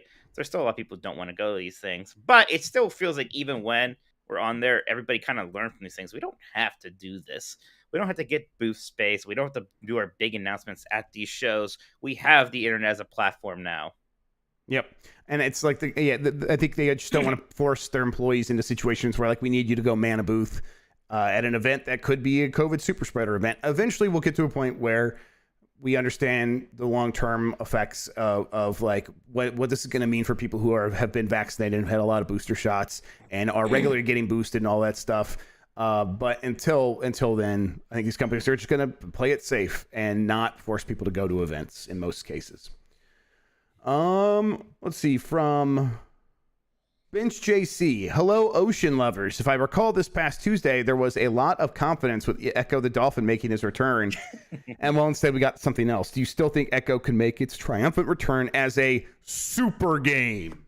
No, I don't. Super game. I think the only way it happens is if literally somebody like a .emu comes with a pitch that Sega really likes, and so I know that at least at one point somebody from .emu was interested, but I don't know if he even got the rest of his team that excited about it. Right. And then I don't know how Sega would react to that either. So I think there's a lot of things going against it. And it's not like Echo is ever the biggest thing anyways, right? As much as I hate to say it.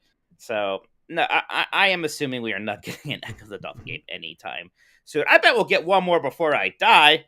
This is my time frame today before I die, right? Like, so at some point they'll make a new Echo. They'll forget. They'll realize, oh shit, yeah, we'll try that. But no, not anytime. Probably not in the 2020s. Can I make a really dark joke? Yes, please. I hope it's about my corpse. Well, then I hope you die soon, because that means we get the game sooner, right? You see? Okay. And also, your corpse is going to be disgusting to me. So there you go. Yeah, but if you do that, you got to string up my corpse in your office down there, so that I'll be there. 100% Weekend at Bernie's co-op that game with you. 100%. Yes. You have to shake it a bunch of so I look like I'm I can't let my wife know I have a dead body in the house. You have to pretend. I have to pretend you're alive. Absolutely. Yeah. It'll be fantastic. From Sesame Oil, hello from Sea of Weebs. Both Furukawa and Reggie have expressed their concerns with Nintendo's transition to the next generation. What is the biggest problem for them to solve right now? A unified Nintendo account carrying previous eShop purchases, backwards compatibility, mobile chip technology? I don't think it's any of those things, Mike. I think their biggest challenge is we're Nintendo. We've always restarted everything for the most part. Occasionally, we've had backward compatibility. So I guess unified Nintendo account carrying previous eShop purchases is part of that. But I think it's just like, how do we make sure the transition for the Nintendo Switch Online subscribers is as smooth as possible? Everything just works as you expect it to on a modern console. I think Nintendo has never had any experience really pulling that stuff off for the most part. And so it's going to be new to them, and it's kind of expected at this point. Yeah, their biggest challenge is that they need to both make something that is like the next Switch, a sequel, a new product, but very linear. It in some ways, it should feel like just getting your new phone. Yes. Right. And look, this is a challenge. Like they went almost too far in the one direction with the Wii U. People weren't even sure. Like, oh, is this different? What is this? And in some ways, they kind of need to Wii U it a little bit, right? So that is really just the challenge. Is the branding of it? Like, make sure people get excited to buy a new Switch.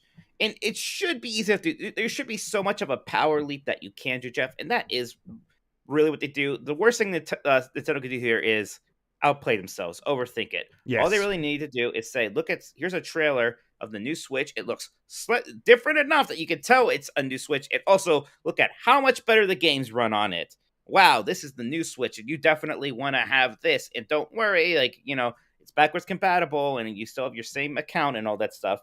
That's basically what they need to do. So they kind of need to not outplay themselves out of that. I agree. All right, we're getting close to the top of the hour, and that's kind of what I was looking at as my cutoff. But I think I'm going to do these next three here. Okay, and then we have a few super chats after that. And then we'll get the super chats, and then we'll talk about some games. Okay. Laushin, hey, Jeff, Coupon Day Grubb, and Mike, Superior Smart Brain Minotti. Hope your weekend plans are good. Questions: with rumors of Sony with a Sony presentation sometime soon, do you see it having video games shown or just hardware/accessories? Do you like different nicknames or hate them or are indifferent? I guess that's a separate question. I like the different nicknames. I like the nicknames. Yeah, it's a lot of fun. So yeah, I now like Jeff Coupon Day Grubb. I know what that is in reference to. I bet a lot of people do as well. Yeah. And then if they don't, that's fine as well. It's fun. I think Sony's probably just going to be talking about hardware and accessories if they have an event next week. So, Mike, did you hear this story about like, oh, they're going to show some monitors and maybe a new Pro controller?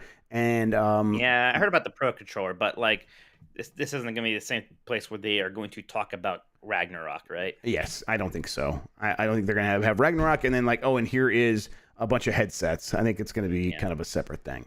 That's my expectation anyhow. Winnie, we get lots of questions about breaking into the industry from a technical or coverage standpoint. I know for some this is like asking about being the screenwriter for porn, but how does one break into the creative writing side of gaming? I'll say that I mean I don't know for sure, but like looking at the people that I know have done that, it is people who have established themselves as good writers in multiple different fields, like whether that was covering games, but in many cases, then they've also done creative fiction either as a hobby or for like a podcast or something. Like Austin Walker's a good example. He was the GM of a Dungeons and Dragons or a role-playing podcast, and so he had a lot of experience showing off his creative writing capabilities, and that's his job now. That's what he does for a game developer. I think there's a few other people who covered games, and then they would like write short fiction on blog posts, and then they knew people from their time covering games and were able to say, oh, and I'm also doing this, and do you have a job opening? And they were able to like sort of angle their way in that way. I think the common theme here is be writing fiction in some way, whether that is, doing something for a podcast or writing a blog post that has your short fiction or submits your short fiction to other blogs and things like that. Be writing stuff, have clips ready to show. And I think in many cases, developers will be like, oh, we can see how good they are at this and we can give them a chance. From Casual, howdy, any updates on when we might see one Mike Minotti make an appearance in the Grubb Cave? Yeah, so Mike, I think right now it still stands that if Nintendo has a direct and we get enough forewarning about when that's going to be, like a day or two, and the timing works out for everything, I think you should come over here and we'll watch it in person. Yeah. Maybe that doesn't happen. Maybe not this week. Maybe next week, and I'll just show up anyways. Yeah, and I think that'll be fun. So I still have to take you out for a night on the town in Cleveland and show you all the cool spots. Absolutely. We are going to go to AEW show is going to be in Cleveland on sometime later in August. So Jeff and I are going to go to that. We're 100% going to that. It's going to be a good time. And the house still has boxes everywhere, but like all the stuff that we need to like have Mike over and make sure it's like comfortable and fun and stuff. All that stuff's ready to go. You got the sex toys out, is what you're saying. Yeah, for the most part, or on full display. Whatever is best. Yeah. But it's like the basement's set up. I got the potties down here. There's a room if he needs to crash or whatever. There's we got all the amenities taken care of. What was it? I was playing like when I was at Summer Game Fest. I had some time to kill, so I was at this demo station where it was the Samsung TVs, and they were mostly showing off the Xbox stuff. But there's some other app that is doing the same thing in terms of streaming games, but they just had all like indie games basically on their service. And there was some game I was playing where it's a co-op game and you're just robots and you move by like left foot is left or the left analog stick is your left foot and the right analog stick is your right foot. It's some indie game that came out 2 years ago and I was like, this is fun. I want to play this again. That sounds really good. Find out what and that is. I was also like feeling like bad. Like, what is this game that came out that was good that no one talks about and I like it, right? We'll find out what it is. We'll blow it up. We'll make it happen.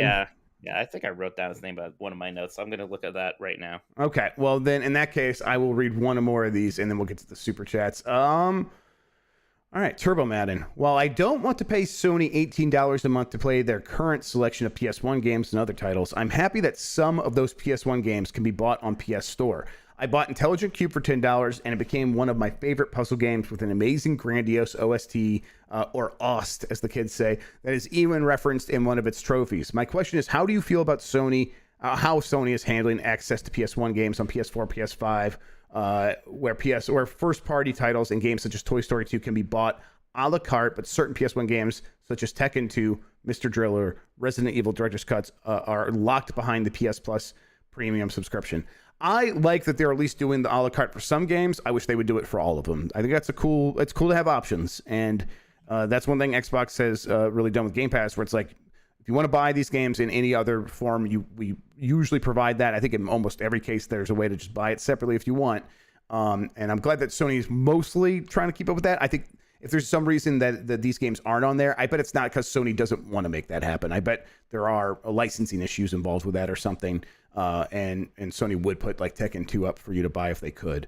But that's overall, I'm pretty happy with that. I think that's neat. All right, Mike, what's the name of the game? The game is called Biped. Okay, I've heard of that, and then I just ignored it and never tried it. Yeah, it's on sale for 55%. It only costs $6.74. I guess I'm gonna buy it right now. What the hell? All right, yeah, I'll get it. I'm logged out of Steam on here. I'll get it later. Biped. Okay, cool. Yeah, we'll try it out. That sounds fun. Do you want to get to the super chats? I do. Jeff, nothing would make me happier in this whole world than to Hooray. get to the super chats. We got one here from PlayStation is better. Though I read that one. It's another one from him. PlayStation is better. Scrub, not sure of overdose till Henderson bodied you. I like how he always uses the phrase bodied you and is like, this isn't that person from before. This is somebody new. What's he even talking about with getting bodied by Henderson with overdose? Tom said that the game was going to be at the E3 show, and I don't know. I never disagreed with that. I just like Why did you? If you like Tom Henderson so much, why don't you ask him if he thinks Jeff's a reputable source? I'm like, no, Tom got that stuff exactly right. Tom was great about that stuff. Georgie says, "What do you think is the lineup for the second half of 2023 for Xbox? What will be that's their a very big good game?" question. Yeah, because they'll have Starfield and Forza for the first half, so that's pretty big. And then there's a lot of things that could be, and is like a Perfect Dark ready for the second half? Is a Fable ready for the second half? Yeah, It sounds I don't know. almost early for either of those, doesn't it? Yeah, it does. I don't know. They better have something. It feels like. I suppose if Starfield is like this massive thing, it could carry them through a lot of 2023. But I still feel like the whole year. Not the whole year. So I don't know. There was a lot of stuff that was supposed to come out that year, and now I'm like way less certain about any of those things actually being able to make it. I don't know. I'd say of all of them, I know that there's been a lot of concern about this one as well, but I think Fable has a really good chance of coming out. I think that game's going to come together just fine and probably be ready to go. And then D. Jones says, could Xbox bring back Vicarious Visions? I don't think so, Jeff. I don't think so either. I think they've been absorbed fully into Blizzard, and they are crucial now to the development of Diablo 4, which is a very high priority game for launch and then for support for years to come afterwards. The most that Xbox could do is start a Vicarious Visions and maybe like take some of the people who are important to it back, and maybe they can hire back who I forget her name, but she was like in charge of Vicarious Visions, became like the head of Blizzard and then left. Yeah, like right away. Yeah, right. So you can't bring Vicarious Visions back, really. Not in any real way. Yeah, they and then and Microsoft's just not going to interfere and that much into those studios. So like Mike said, it would have to be something new. Maybe they'd like come say, "Oh, can we start Neversoft?" And Activision would be like, "Just leave us alone." Sure, yeah, start Neversoft. That's fine. We just need to focus on Diablo because we know that's the game we were trying to get out and all this other stuff. And then bring back some, and like give a chance for people within what was once Vicarious Visions. What is it called now? Blizzard East or something. Is it? I don't even know. I thought it was just they were Blizzard. It might just be Blizzard. Yeah, I thought that they just became Blizzard. So yeah, and maybe give them a chance to go like move to this new Neversoft or whatever, and like not even worry about calling it Vicarious Visions or whatever. But yeah, we'll see. Blizzard Albany, apparently. Blizzard Albany, there it is. Yeah. Yeah, doesn't quite have the same ring to it. Georgie also says here, thoughts on Hellblade 2 looks farther than most. Maybe Hellblade 2 is there. Because they didn't talk about it as a game coming out into the next year, so maybe that can be a fall big game for them. Yeah, 2023. Hellblade 2 probably is actually the most likely out of all of those, but I'm not. I don't want to think about that. Is that big enough? I don't think. Yeah, I'm not. To me, it's not. But I don't know. Maybe it's going to be God of War size by the time it comes out. But even then, that's not for me. So I'm just not excited about it. Yeah, maybe that's the problem. So we just don't really care. I don't like Hellblade. Yeah, I just don't. Yeah, I didn't either. It was okay. Yep, it seemed like it was fine for what it is, and what it is not for me. I don't know if making it bigger is necessarily going to suddenly make it more appealing to me. Yeah, I mean, I think it looks really pretty, but I think lots of games look really pretty. Yeah, yes, you look really pretty, Jeff. Thank you so much, Mike. And I still hate you. So. Yeah, that's exactly my point. Jeff, that is it for the super chats. I love Neon White. I love it so much. Yeah, you've been really going on about it. I did install it. I'm like, there's a part of me. I'm not gonna let this stop you playing that already somehow feels like I'm too far behind.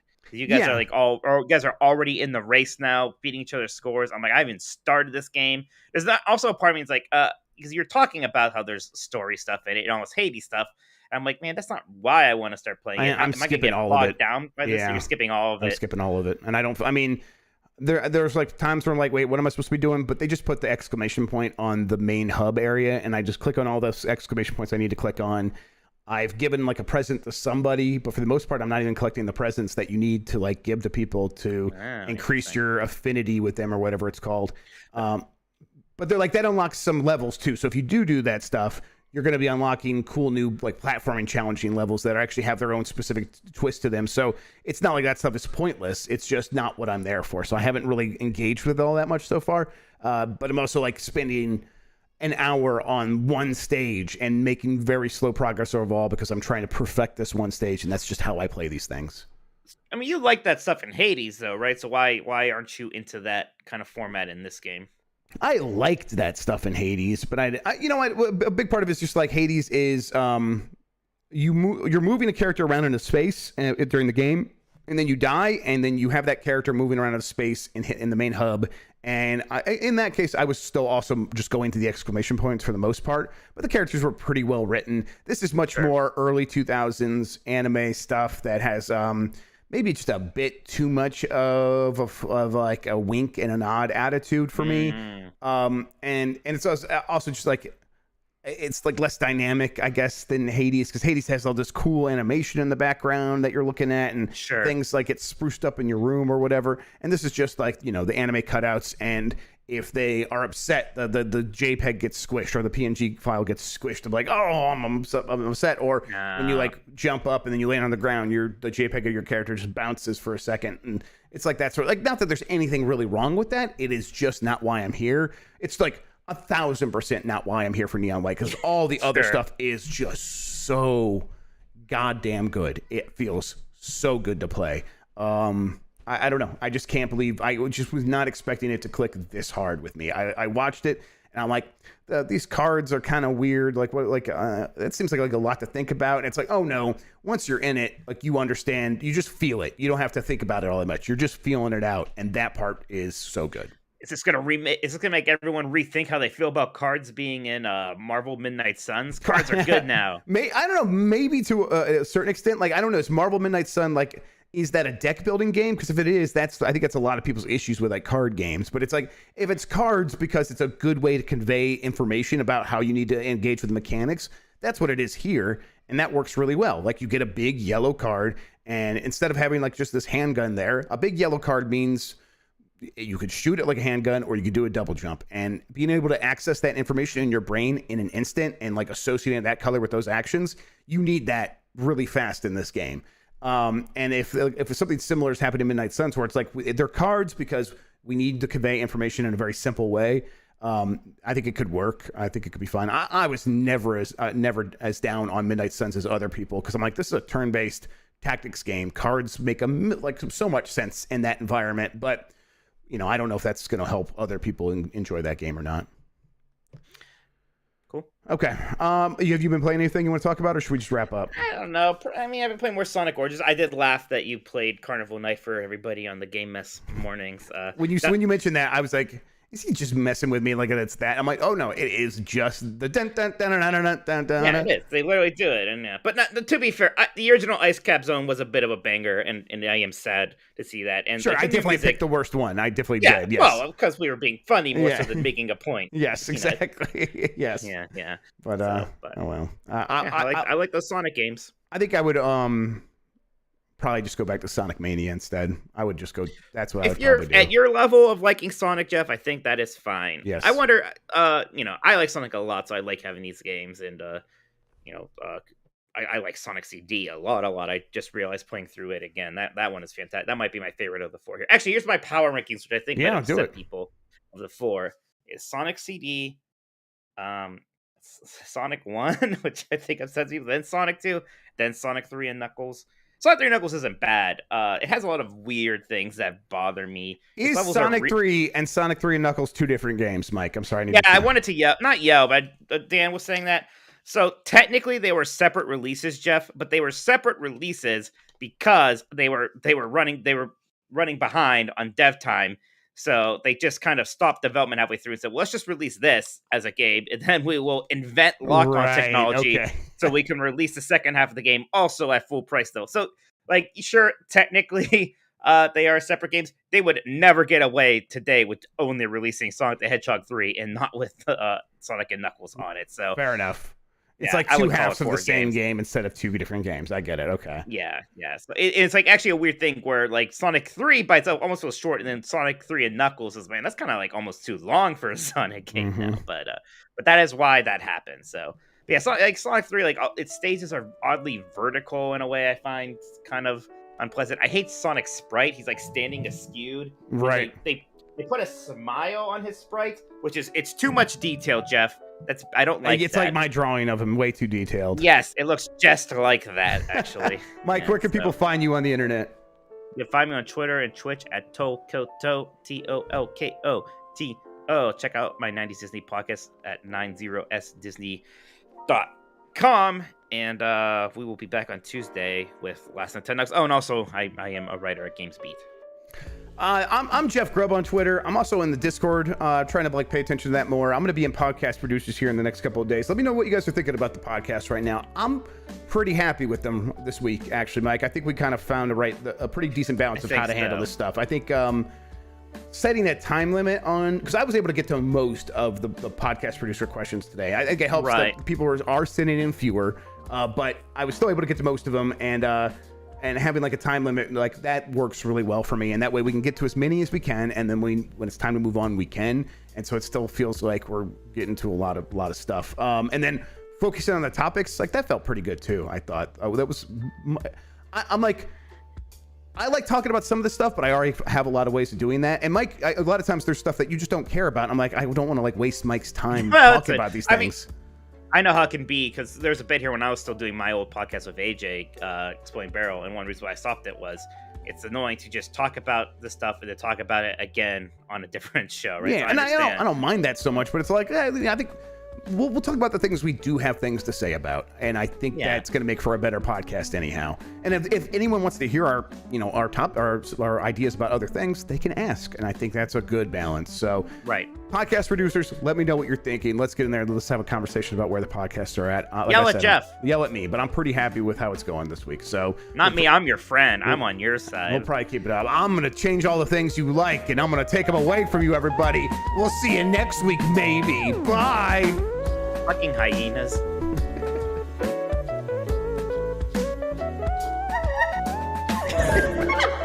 I hope you die soon. I'm gonna hear that's gonna be the last thing I hear before I die. Is that noise? I hope you die soon.